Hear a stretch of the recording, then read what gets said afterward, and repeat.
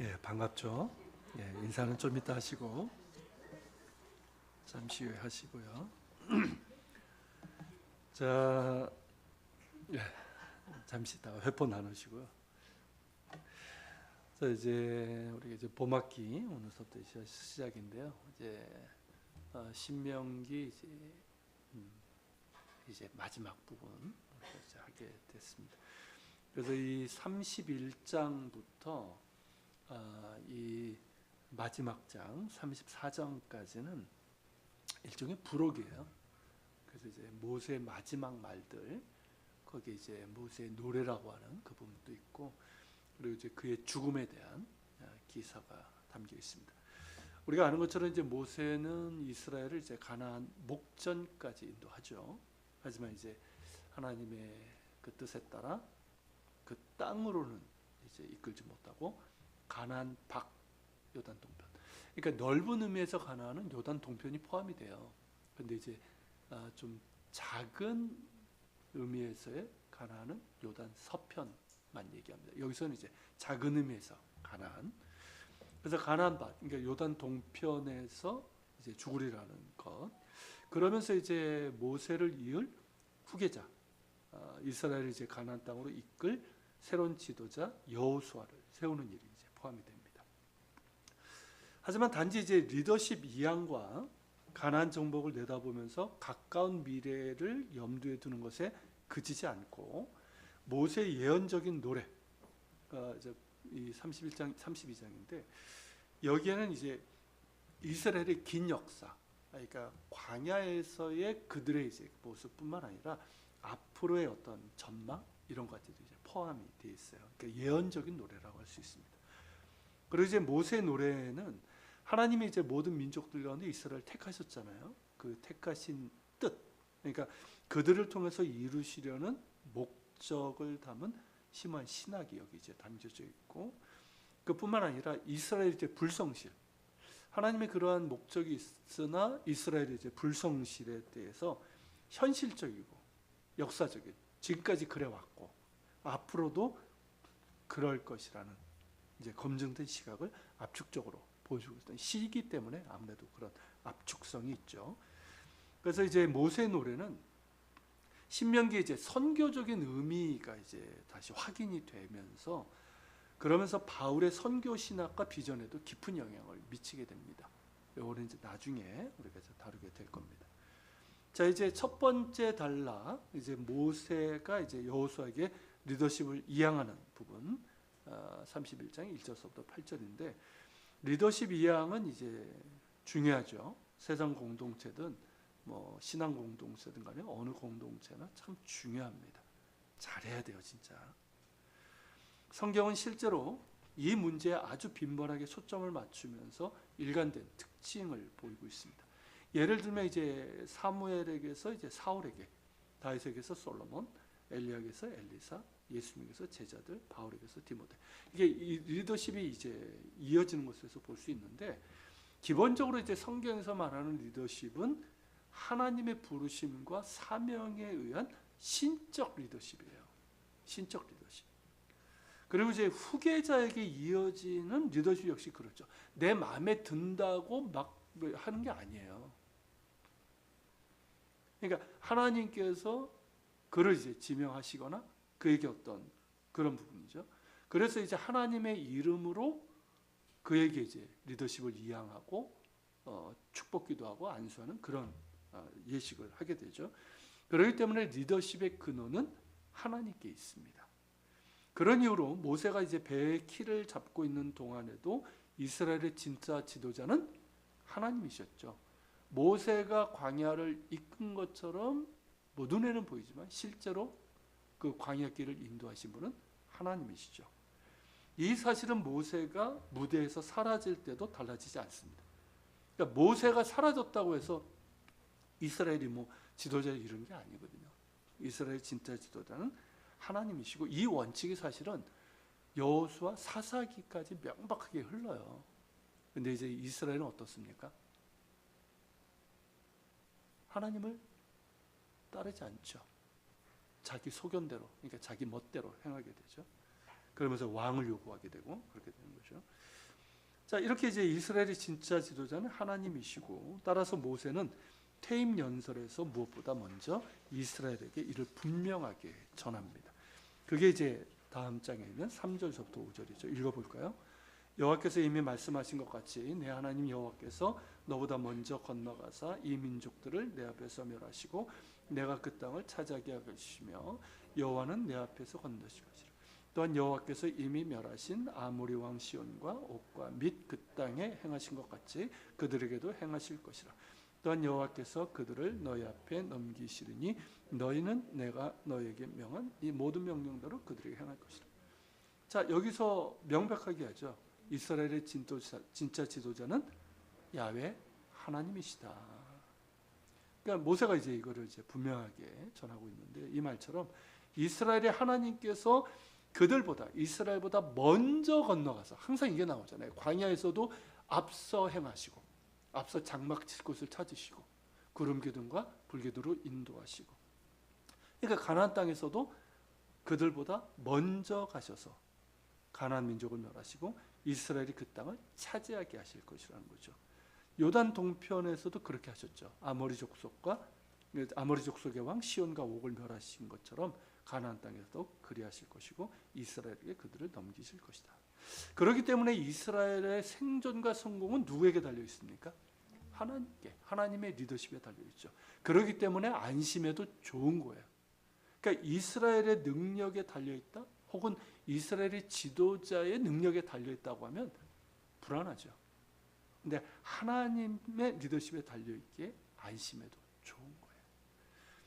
지금까지 그래야 하신 것처럼 하나님은 성실하시며 능력의 손으로 이스라엘을 이끄실 것입니다. 하나님께서 승리하실 것이에요. 하나님의 승리는 곧 이스라엘의 승리입니다. 전쟁은 나에게 속한 것이니. 그죠? 이스라엘은 하나님이 친히 함께 하시겠다는 지속적인 약속의 근거에서 담대함과 용기로 미래를 맞이할 수 있는 것이죠. 현실은 두렵죠. 그죠? 그 땅에 장대한 백성들이 있고 견고한 성들이 있기 때문에. 하지만 이제 하나님이 함께 하시겠다는 지속적인 약속. 그러니까 광야 생활서부터 이 가나안 땅에 이르기까지 사실 계속 약속이에요. 약속. 자, 6절 이 말씀이죠. 너희는 강하고 담대하라. 두려워하지 말라. 그들 앞에서 떨지 말라. 이는 내 하나님 여호와 그가 너와 함께 하시며 결코 너를 떠나지 아니하시며 버리지 아니할 것이며. 그러니까 이 말씀이죠. 이 말씀에 의지해서 담대함과 용기로 미래를 맞이할 수 있다. 또한 하나님의 리더십은 성육신적입니다. 즉 인간 지도자를 통해서 당신의 뜻을 이루어 가신다는 거죠. 하나님이 일하시는 방법이죠. 당신의 택한 사람, 그리고 당신께 마음을 온전히 드리는 사람, 그런 사람을 통해서 당신의 뜻을 이루어 가신 하나님이시죠. 따라서 3절에서는 뜻밖에도 하나님께 사용된 그 단어들을 이제 사용해서 여호수아를 묘사하고 있습니다. 3절 읽어볼까요? 내 하나님께서 너보다 먼저 건너가사 여호수아는 내 앞에서 건너갔죠. 그죠? 하나님께서 너는 이스라엘이잖아요. 이스라엘보다 먼저 건너가사. 이 말씀을 여호수아에게 그대로 쓰고 있는 거예요. 여호수아는 내 앞에서, 이스라엘 앞에서 건너갈지니라. 그죠? 하나님께서 이스라엘보다 먼저 요단을 건너가실 겁니다. 그러기에 여호수아는 그들 앞에서 건널 수 있습니다. 이스라엘보다 앞서가신 하나님은 여호수아와 함께 하시기 때문이죠. 그러므로 이스라엘은 불안으로부터 자유할 수 있습니다. 하나님은 모세가 죽은 후에도 이스라엘을 버리지 않을 것이며 인간 지도자 없이 그들을 방치하지도 않으실 것이기 때문이죠. 여호수아는 모세로부터 리더십을 넘겨받는다는 사실에 두려울 것이 분명합니다. 그죠? 비교가 되잖아요. 아직 경험도 없고 두렵죠. 그렇지만 불안해할 필요는 없습니다. 왜냐하면 하나님이 처음에 모세에게 하신 약속, 모세도 그랬잖아요. 나는 입이 어눌한 자이고 할 수 없더라고. 근데 처음에 모세에게 하셨던 약속, 내가 너와 함께하며 너에게 힘을 주고 너의 과업을 수행하리라는 이 약속이 여호수아에게도 그대로 이제 이루어지고 또 유효할 것이기 때문인 거죠. 그게 이제 7절, 8절입니다. 다음 장에서 읽어볼까요? 모세가 여호수아를 불러 온 이스라엘 목전에서 그에게 이르되 너는 강하고 담대하라. 너는 이 백성을 거느리고 여호와께서 그들의 조상에게 주리라 맹세하신 땅에 들어가서 그들에게 그 땅을 차지하게 하라. 그리하면 여호와 그가 내 앞에서 가시며 너와 함께하사 너를 떠나지 아니하시며 버리지 아니하시리니 너는 두려워하지 말라 놀라지 말라. 그렇죠? 이렇게 이제 여호수아를 모세를 이어 지도자로 세우고 그에게 용기를 주는 이 사건이 반복적으로 나옵니다. 그래서 이제 계속해서 크고 지속적으로 강조돼요. 그러니까 여호수아가 이런 면에서 참 많이 좀 불안했던, 염려했던 사람이었던 것 같아요. 그래서 뭐 민수기, 신명기 쭉 여러 번 반복이 됩니다. 지속적으로. 그리고 이 여호수아에게 강하고 담대하라 하신 이 약속의 말씀이 이 역사서 오경에서 이제 역사서로 넘어가잖아요. 역사서로 가장 밀접하게 연결되는 이제 고리가 됩니다. 사건이 됩니다. 역사서의 첫 책이 이제 여호수아서인데 하나님이 여기서는 이제 직접 여호수아에게 말씀하시는 훨씬 더 자세한 기사로 시작이 됩니다. 그게 이제 여호수아 1장 1절서부터 9절이죠. 같이 읽겠습니다. 여호와의 종 모세가 죽은 후에 여호와께서 모세의 수종자 눈의 아들 여호수아에게 말씀하여 이르시되 내 종 모세가 죽었으니 이제 너는 이 모든 백성과 더불어 일어나 이 요단을 건너 내가 그들 곧 이스라엘 자손에게 주는 그 땅으로 가라. 내가 모세에게 말한 바와 같이 너희 발바닥으로 밟는 곳은 모두 내가 너에게 주었노니 곧 광야와 이 레바논에서부터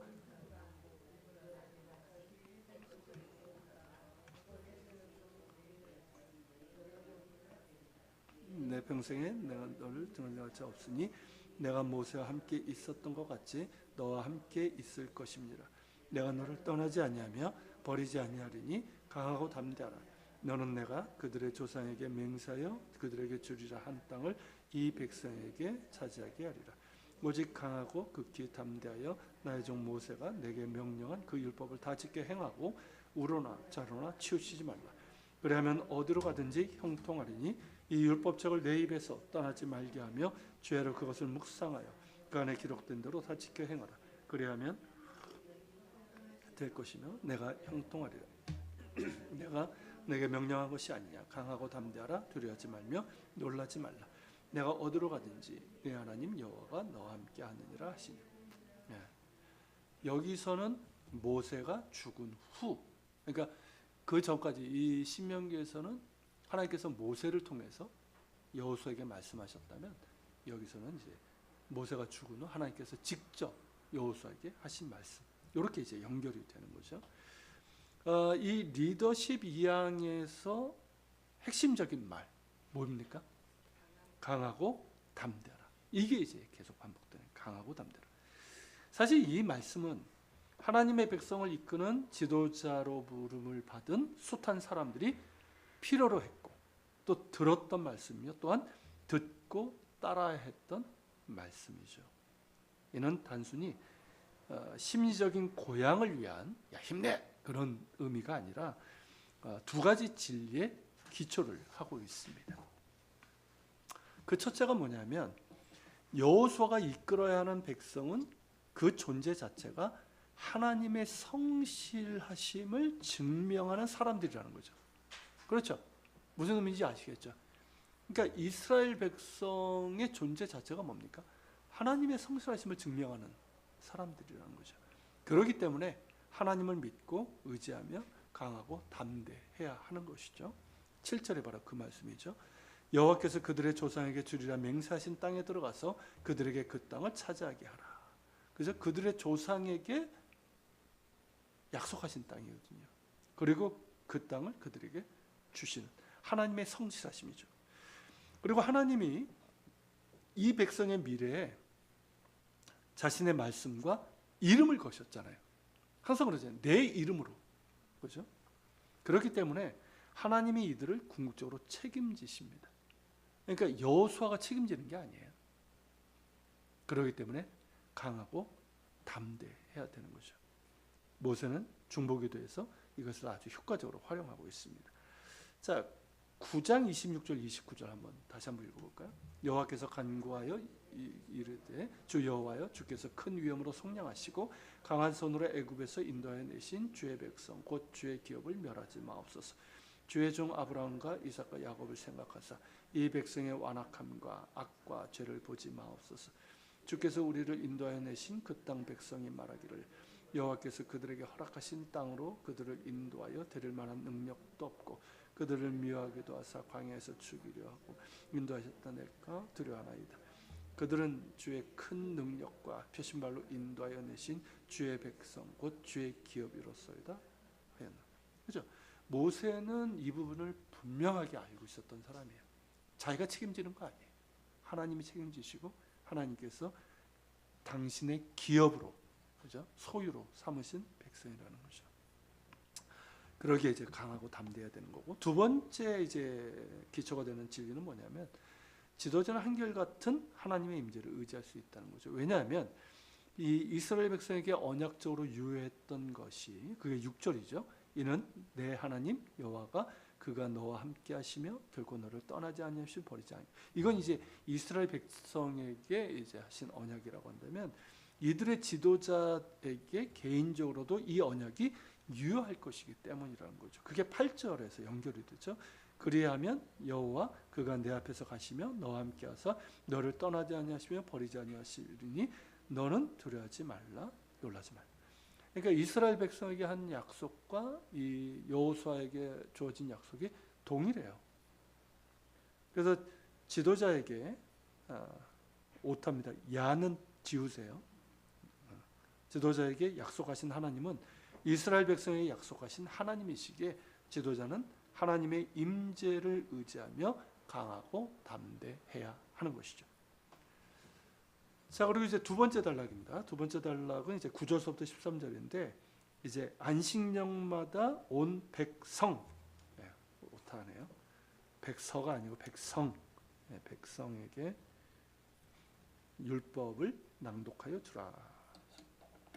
자, 앞서 이제 30장 11절부터 14절에서 그 율법은 결코 어려운 것이 아니다. 그죠? 어려운 것도 아니고 먼 것도 아니고 누구든 접근 가능하고 이해 가능함을 강조했죠. 너에게 결코 어려운 것, 먼 것도 아니다. 그러면서 이제 그 듣고 순종할 것을 이제 강조했는데, 근데 이제 정작 가나안 땅에 들어가서 율법을 잃거나 잊어버리거나 율법이 알려지지 않는다면, 즉 가르쳐지지 않는다면 그 모든 것은 소용없는 일이 될 것이 분명합니다. 그리고 이제 세상의 계약 문헌, 이거 이제 뭐 합의된 사항은 신중하게 보관되고요, 정기적으로 읽도록 명시가 됩니다. 그만큼 계약의 내용이 중요하고 이는 지금도 그러하죠. 국가 간에도 이건 굉장히 중요한 거예요. 지금도 그러한데 뭐 그 당시에는 더 그랬습니다. 그리고 여기서는 이 일을 누구에게 이제 맡겨지냐면 종교 지도자들과 민간 지도자들, 그러니까 이스라엘의 모든 지도자들에게 이것이 맡겨져요. 자, 9절, 다음 장 9절. 또 모세가 이 율법을 써서 여호와의 언약궤를 맨 레위 자손 제사장들과 이스라엘 모든 장로에게 주고. 자, 언약이 이제 공동체 전체를 포함하잖아요. 단지 이 하나님의 언약은 오늘날로 하면 교회에서만 지켜야 되는 법이 아니에요. 예배는 한 부분일 뿐이고 삶 전체, 관계, 모든 부분이거든요. 그렇기 때문에 율법은 이제 공동체, 삶 전체를 포함하기 때문에 종교 지도자들, 제사장들, 특별히 이 제사장들에게는 어떤 책임이 있습니까? 율법을 가르쳐야 되는, 그죠? 그러니까 제사법뿐만 아니라 이 율법을 가르쳐야 되는 그런 이제 책임이 있었고, 민간 지도자들 주로 뭘 할까요? 소송이 일어나는 거, 어떤 그런 관계들, 이런 것들을 이제 다뤄야 됐기 때문에 이 두 지도자들이 다 중요했고 그 임무를 성실하게 감당해야 했습니다. 자, 12절이 이제 그 내용이죠. 곧 백성의 남녀와 어린이와 내 성읍 안에 거류하는 타국인을 모으고 그들에게 듣고 배우고 내 하나님 여호와를 경외하며 이 율법의 모든 말씀을 지켜 행하게 하고. 그러니까 이 종교 지도자들, 제사장들, 그리고 민간 지도자들, 장로들 모두는 남녀노소는 물론 외국인까지, 그들 땅에 있는 외국인들까지 포함해서 그러니까 늘 가리켜야 되는데 특별히 여기서는 언제가 강조됩니까? 매 안식년, 그러니까 7년이죠. 7년마다 초막절 때 하나님의 율법을 낭독하여 듣게 함으로써 그들로 하여금 하나님을 경외하고 율법의 모든 말씀을 지켜 행하도록 해야 한다는 거죠. 그 책임이 지도자들에게 있다는 것입니다. 자, 매 7년마다의 공적인 율법 낭독을 명하고 있는데 여긴 좀 의미가 있는 거죠. 다른 때가 아니라 안식년마다 라고 하셨거든요. 자, 안식년을 다르게 뭐라고 부릅니까? 면제년이라고 그러죠. 면제년. 빚을 면제해 주는 해이기 때문입니다. 그러니까 하나님이 이스라엘을 애굽의 노예 상태, 노예라는 게 뭐예요? 결국 빚의 의미거든요. 그러니까 예수님께서 말씀하신 것처럼 1만 달란트의 빚, 그죠? 그 노예 상태에서 해방시킨 일에 대한 역사적인 기억을 근거로 이스라엘 3대 절기가 다 출애굽과 관련되어 있잖아요.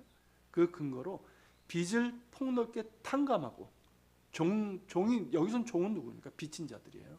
이들을 놓아주는 맥락에서 율법이 낭독되어야 한다라는 것이죠. 이 말은 뭡니까? 이들이 지켜야 될 율법의 핵심이 뭐예요?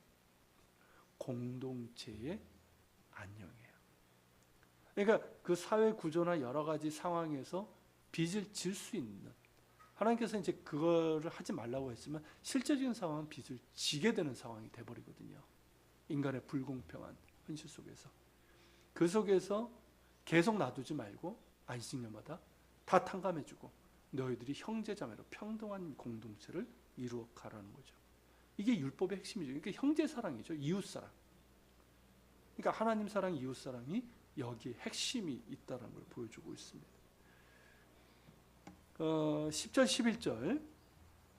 자, 모세가 그들에게 명령하여 이르기를 매 7년 끝에 곧 면제년의 초막절에 온 이스라엘이 내 하나님 여호와 앞 그가 택하신 곳에 모일 때에 이 율법을 낭독하여 온 이스라엘에게 듣게 할지니라. 이게 15장에서도 이미 나왔던 내용이에요. 구체적으로 나오죠. 자, 매 7년 끝에는 면제하라. 면제의 규례는 이러하니라. 그의 이웃에게 구워준 모든 체주는 그것을 면제하고 그의 이웃에게나 그 형제에게 독촉하지 말지니 이는 여호와를 위하여 면제를 선포하였음이라. 내 동족 히브리 남자나 히브리 여자가 내게 팔렸다 하자. 만일 6대 동안 너를 섬겼거든 7째 해 너는 그를 놓아 자유롭게 할 것이요 너는 애굽 땅에서 종되었던 것과 내 하나님 여호와께서 너를 속량하셨음을 기억하라. 그것으로 말미암아 내가 오늘 이같이 내게 명령하노라. 그죠? 구체적인 내용들이 나오죠. 이처럼 율법은 하나님의 역사적 구속에 대한 기억과 더불어서 하나님의 풍성한 은혜, 안식년이라는 자체가 그렇잖아요. 그리고 초막절도 그렇고, 그리고 이제 이 가운데 주어지는 면제, 이 면제의 자비, 종되었던 자들을 다 풀어주는 이것을 이제 기뻐하는 가운데 영원히 들려져야 됩니다. 백성들의 귀에. 더불어서 들려진 이 율법은 그들의 삶과 공동체에서 구체적인 열매로 나타나야 하는 것이죠. 그런데 실제 역사는 어땠습니까? 그러지 못했죠. 만일 율법이 이런 맥락에서 계속해서 들려지고 또한 행하여졌다면 이스라엘의 역사, 우리가 보는 이제 이 성경의 역사는 완전 달라졌을 거예요. 그러면 이스라엘은 하나님께서 기업으로 주신 땅에서 하나님의 은혜와 복을 누리면서 그들을 택하신 목적이 이거잖아요. 거룩한 백성, 제사장 나라. 이 정체성을 가지고 지속될 것이고, 물론 이제 예수님께서 그래도 오셨을 거예요. 오시고 교회도 뭐 이제 세워졌겠지만 교회도 이렇게 유대인과 이방인에게 갈라지는 이런 형태로는 되지 않았을 겁니다. 그리고 이제 기독교회가 이제 분리가 되면서 구약의 율법을 폄훼하기 시작하죠. 폄하하고 왜곡하는 잘못 피할 수 있었을 거예요. 이스라엘이 제대로 했다면. 그러니까 이 기독교의 한 부분의 이 오해가 뭐냐면 율법과 율법주의를 혼동하는 데서 오는, 그죠? 지금도 많은 사람들이 그래요. 율법과 율법주의를 혼동을 해요. 그러니까 율법 폐지론, 뭐 예수님이 율법을 폐지하셨다라고 주장하는 사람들. 예수님이 율법을 폐지하셨습니까? 완성하러 오신 거예요. 그러니까 폐지하신 건 뭡니까? 율법주의. 율법의 행위로 의에 이를 수 없다라는 거죠. 율법은 똑같이 하나님의 말씀이에요. 법이에요. 이런 잘못에서 우리가 벗어날 수 있었겠죠. 자, 세 번째 단락 보겠습니다. 세 번째 단락은 이제 하나님께서 모세에게 하신 마지막 이제 지시를 담고 있어요. 14절부터 29절까지. 봄이 되니까 새들이 아주 참새입니까? 지지배배. 자, 이 단락은 야훼 하나님께서 모세에게 하신 마지막 지시에 관한 내용이죠. 여호수아를 불러서 함께 회막으로 나올 것이며 그에게 명령 내리시겠다는 말씀으로 시작됩니다. 이제 같이 주어지는 거죠. 그리고 이제 중심 섹션은 16절부터 22절입니다. 그래서 모세 노래의 주제에 대한 산문 형태로 된 일종의 서문이라고 할 수 있어요. 서문. 그러면서 이제 모세 노래가 이제 이어지게 되죠. 자연스럽게 연결됩니다. 자, 그 부분 한번 중심 섹션 한번 읽어볼까요? 또 여호와께서 모세에게 이르시되 너는 내 조상과 함께 누우려니와 이 백성은 그 땅으로 들어가 음란히 그 땅의 이방신들을 따르며 일어날 것이요 나를 버리고 내가 그들과 맺은 언약을 어길 것이라. 내가 그들에게 진노하여 그들을 버리며 내 얼굴을 숨겨 그들에게 보이지 않게 할 것인즉 그들이 삼킴을 당하며 허다한 재앙과 환난이 그들에게 임할 그때에 그들이 말하기를 이 재앙이 우리에게 내림은 우리 하나님이 우리 가운데에 계시지 않은 까닭이 아니냐 할 것이라. 또 그들이 돌이켜 다른 신들을 따르는 모든 악행으로 말미암아 내가 그때에 반드시 내 얼굴을 숨기리라. 그러므로 이제 너희가 이 노래를 써서 이스라엘 자손들에게 가르쳐서 그들의 입에 부르게 하여 이 노래로 나를 위하여 이스라엘 자손들에게 증거가 되게 하라. 내가 그들의 조상들에게 맹세한 바 젖과 꿀이 흐르는 땅으로 그들을 인도하여 드린 후에 그들이 먹어 부르고 살찌고 돌이켜 다른 신들을 섬기며 나를 멸시하여 내 언약을 어기리니 그들이 수많은 재앙과 환난을 당할 때에 그들의 자손이 부르기를 잊지 아니한 이 노래가 그들 앞에서 증인처럼 되리라. 나는 내가 맹세한 땅으로 그들을 인도하여 드리기 전 오늘 나는 그들이 생각하는 바를 아노라. 그러므로 모세가 이날 이 노래를 써서 이스라엘 자손들에게 가르쳤더라. 자, 여기에는 신학적인 얼개가 있습니다. 야훼께서는 이스라엘 향한 자신의 이제 장기적인 언약 목적에 충실하시죠. 그 언약에 충실하신데 이스라엘이 장차 언약에 충실하지 못하려는 것을 아십니다. 그럼에도 불구하고 이런 성실을 거두지 않으시겠다는 거예요. 그런 까닭에 하나님의 임재의 약속 23절이죠. 그게 그 뒤에 이제 보겠는데 그게 너희가 이제 죄 가운데 있을 때 하나님이 뭐라고 하십니까? 내가 그들에게 진노해 그들을 버리면 내 얼굴을 숨겨 그들에게 보이지 않게. 이걸 보통 이제 하나님의 부재라고 그러죠. 그러니까 하나님이 안 계신 게 아니라 사실은 이제 내 얼굴을 숨겨 그들에게 보이지 않게 하는 이 부분이에요. 이게 이제 같이 나오는 거예요. 그들의 죄로 인해서 하나님의 자신의 얼굴을 숨기신다. 이 하나님의 부재를 이제 그들이 이제 불러 올리라는 이 말씀과 함께 하나님은 그럼에도 불구하고 당신의 언약에 대한 이 성실하심을 결코 포기하지 않으신다. 이게 이제 역설적이죠. 어떻게 보면 이 두 가지가 함께 제시가 됩니다. 자, 23절 다음 장에서 읽어볼까요? 여호와께서 또 눈의 아들 여호수아에게 명령하여 이르시되 너는 이스라엘 자손들을 인도하여 내가 그들에게 맹세한 땅으로 들어가게 하리니 강하고 담대하라. 내가 너와 함께하리라 하시니라.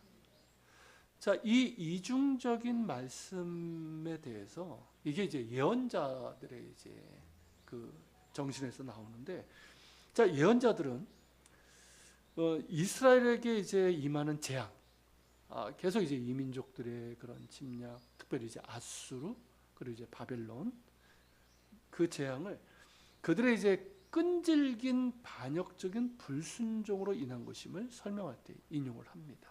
이 말씀들.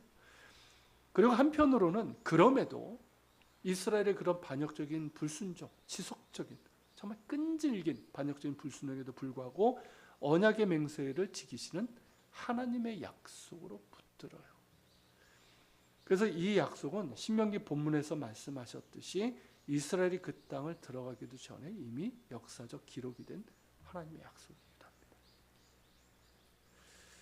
이 둘이 서로 이제 얽혀 있는 역설이라고 할 수 있는데, 이 역설의 이제 깊은 신학에서 예언자들은 자신들이 전하는 메시지의 뿌리를 찾습니다. 이스라엘에게 미래가 있다고 한다면, 미래라는 것이 있다고 한다면 그것은 뭘까요? 이스라엘에게 있는 것이 아니라, 이스라엘의 능력이 있는 것이 아니라 전적으로 하나님께 있다는 거죠. 하나님께. 그리고 이제 여기서 이제 그 하나님께서 이렇게 말씀하셨잖아요. 이스라엘이 그렇게 할 것이라. 이게 사실은 숙명론이 아니에요.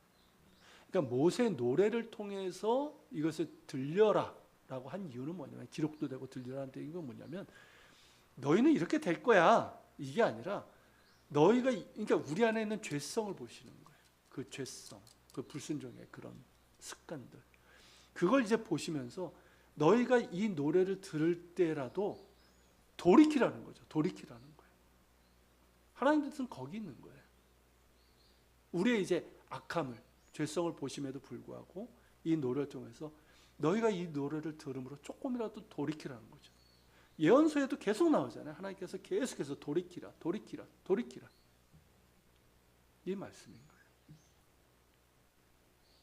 근데 결국은 이제 안 되죠. 그럼에도 불구하고 하나님께서는 여기 말씀하신 것처럼 그 언약을 포기하지 않으시고 이행하시게 되죠. 그래서 이스라엘에게 미래가 있다면 그것은 이스라엘의 능력이 아니라 전적으로 하나님께 있다는 것이죠.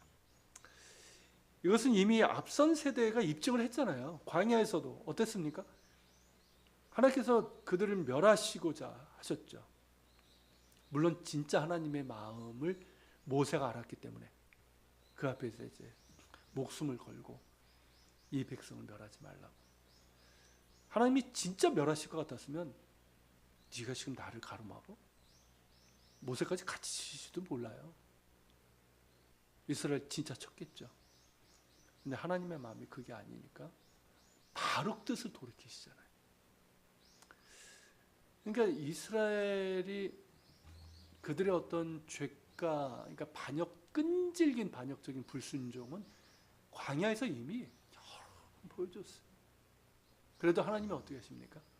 그들을 포기하지 않으시죠. 끝까지 인도하시잖아요. 이게 입증이 된 거예요. 이거는 이미.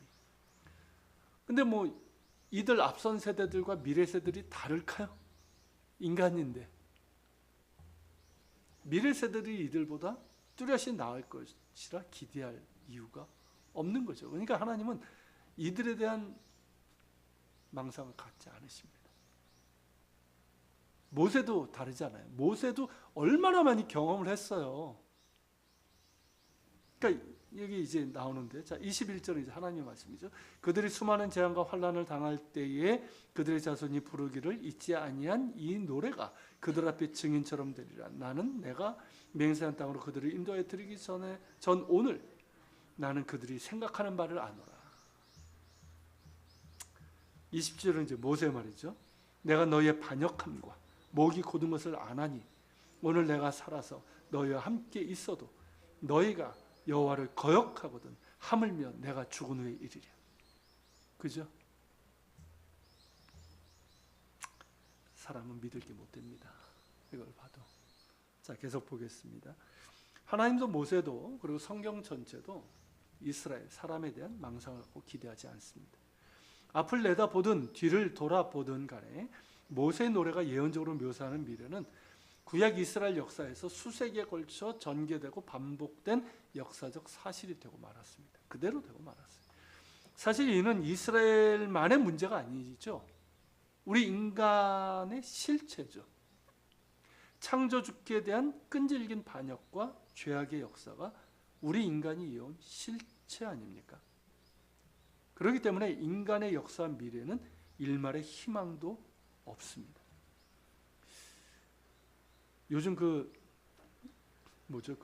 챗 GPT인가요? 그 AI 공개요. 그 내용을 제가 이제 잠깐 봤는데요. 그 학자도 굉장히 염려를 해요. 그러니까 단지 이제 뭐 이미지 가지고만 해도 이제 흡수를 해가지고 변호사 시험에 80점 인공지능이. 그러니까 뭐 다 그렇게 이제 뭐 웬만한 뭐 직업을 대체할 수 있다 뭐 이런 문제에서 끝나는 것이 아니라 습득을 하면서 인간이 가지고 있는 이제 악한 생각들이 많잖아요. 그런 것들이 얘는 선과 악을 구별할 수 있는 능력이 없어요. 인간이 입력하는 대로 되는 거예요. 통제, 컨트롤하는. 근데 이제 그 속에서 이제 어떻게 악용될 수도 있고, 기사 같은 경우도 얘가 그냥 그 기자가 얘한테 이제 욕을 하면 기사를 써낼 수 있는데요. 거기다가 거짓 뉴스를 딱 집어넣을 수 있다는 거죠. 그럴듯하게. 그리고 이 학자가 염려하는 건 뭐냐면 이 인공지능이 나중에 자기가 인간보다 똑똑하다는 것을 알게 될 때 인간을 속일 수 있다는 거예요. 그러면서 그 터미네이터 그 시리즈에 보면은 그 뭐죠? 제네시스인가? 그 인공지능이 이제 인간을 공격하고 이제 하는 그런 부분들이 나와요. 그리고 이제 그 뭐죠? 어벤져스인가 뭐 영화 나오는데 거기 보면 그 아이언맨 거기 보면 그 뭐죠? 자비스인가? 인공지능이 돕잖아요. 그러니까 사람을 돕는 자비스가 될 것이냐, 아니면 인간을 멸망시킬 수 있는 제네시스인가? 아무튼 뭐 이름이 있어요. 그게 될 것인가? 그러면서 이제 우리가 지금 선을 넘은 게 아닌가 그런 염려를 해요. 그리고 또 하나는 인간 뇌세포를 지금 배양하고 있답니다. 뇌세포를 배양해서 인간 뇌세포를 이용한 컴퓨터를 만들겠다는 거예요. 지금 어떻게 가는지 보이십니까?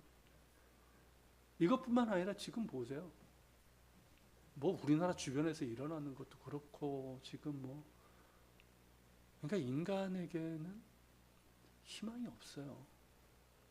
맨날 유토피아는 얘기를 하는데 인간의 역사와 미래는 일말의 희망이 없습니다. 누구 말대로 하나님이 손대지 않으셔도 인간 스스로 아마 멸망할 거예요.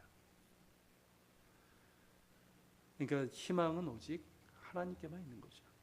오직 우리 죄인들을 긍휼히 여기시고 인내하시는 하나님의 자비하심에만 희망이 있는 것이죠.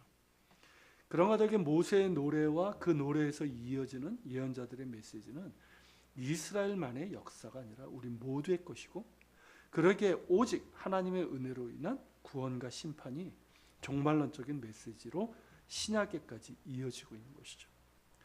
그러니까 진노 가운데서도 긍휼을 베푸시는 하나님께만 희망이 있습니다. 그것이 바로 예수 그리스도의 십자가죠. 자, 오늘은 개강이기도 하고 제가 컨디션이 조금 좋지 않아가지고 좀 짧게 좀 준비를 했습니다. 뭐 이 정도 끝나도 뭐 이렇게 불만 없으시죠? 학생들의 공통된 거는 짧게 끝내는 걸 좋아한다. 자, 우리 같이 기도하고 마치도록 하겠습니다. 오늘 이제 모세의 마지막 부분 우리가 보았는데 이 부분 가지고 기도할게요. 뭐 하나님의 말씀, 모세 노래에서도 나오지만 이스라엘의 그런 끈질긴 반역적인 불순종은 곧 우리의 모습이고, 그러니까 이스라엘에게 미래라는 것은 그들의 능력이 아니라 오직 하나님의 자비하심에 있다. 이게 우리에게도 똑같잖아요. 우리가 그 기도를 했으면 좋겠어요. 하나님 우리를 긍휼히 여겨주소서. 지금도 인간은 자신들의 어떤 지식, 능력을 하나님께서 부여하신 것임을 잊고 있는 것 같아요. 그러면서 자신이 창조주가 되려고 하고 있어요. 그러면서 이 자연세계, 피조세계를 망가뜨리고 있고 인간 스스로를 이제 파괴시키는 그 길로 지금 가고 있는데, 뭐 정치, 경제 모든 게 다 그래요. 과학도 그렇고 그런 상황인데, 하나님께서 우리를 긍휼히 여겨 주시길,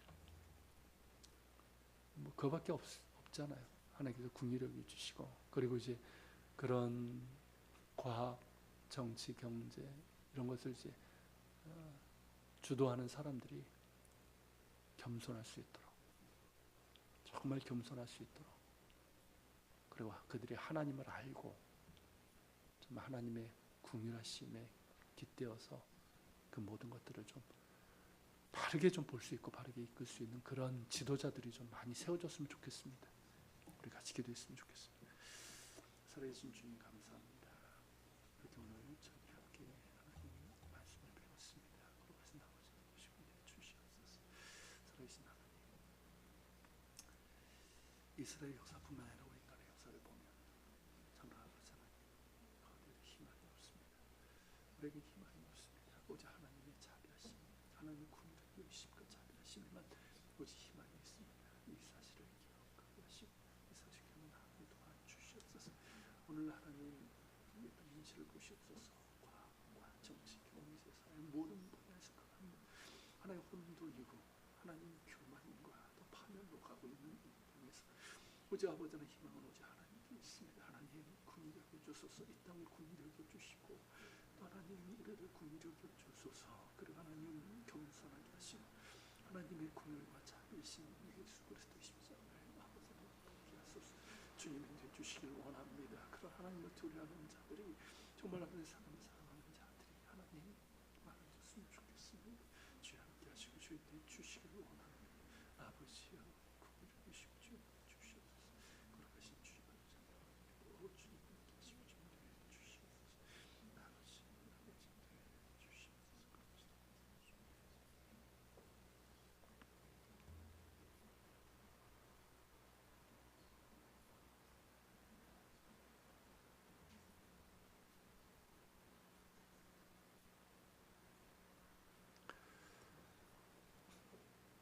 긍휼과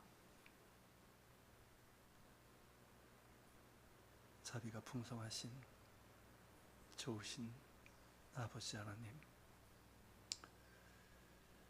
이렇게 하나님 이스라엘의 역사를 우리가 배우고 보면서 우리 자신의 모습을 볼 수밖에 없습니다. 우리가 곧 이스라엘이고, 그러기에 우리에게는 일말의 희망이 없습니다. 지금도 인간의 모습을 보십시오. 얼마나 많은 것을 누리고 또 많은 것을 가지고 있고 자랑하고 있지만 여전히 바벨탑을 쌓고 있고 교만하여 오히려 이 피조세계를 파괴시키고 공멸의 길로 가고 있습니다. 그 죄악과 탐욕, 교만은 조금도 달라지지 않았습니다. 주님, 우리를 용서하여 주시고 긍휼히 여겨 주소서. 우리의 희망은 오직 하나님께만 있습니다. 그러기에 구하옵나니 특별히 이 땅을 긍휼히 여겨 주옵소서. 날로 혼란스럽고 위태로운 지경입니다. 긍휼히 여겨 주시고, 또 우리가 살아가는 이 지구도 그러합니다. 과연 어떤 길로 갈 것인지 심히 염려스러운 것이 사실입니다. 긍휼히 여겨주시고, 그리고 정말 하나님을 두려워하는 사람들, 그래서 겸손을 아는 사람들, 생명의 가치를 알고 사람을 소중하게 여길 수 있는 사람들, 정말 평화를 만들어갈 수 있는 사람들, 그런 사람들이 많아지게 하여 주옵소서. 이 땅에 세계 곳곳에 그런 사람들이 많아지게 하시고, 또 교회가 그리스도인들이 그 역할을 감당할 수 있도록 주님 우리를 붙들어 주시옵소서. 오늘도 함께 하신 주님, 우리 희망이 되시는 주님 감사드리며 예수 그리스도의 이름으로 기도합니다.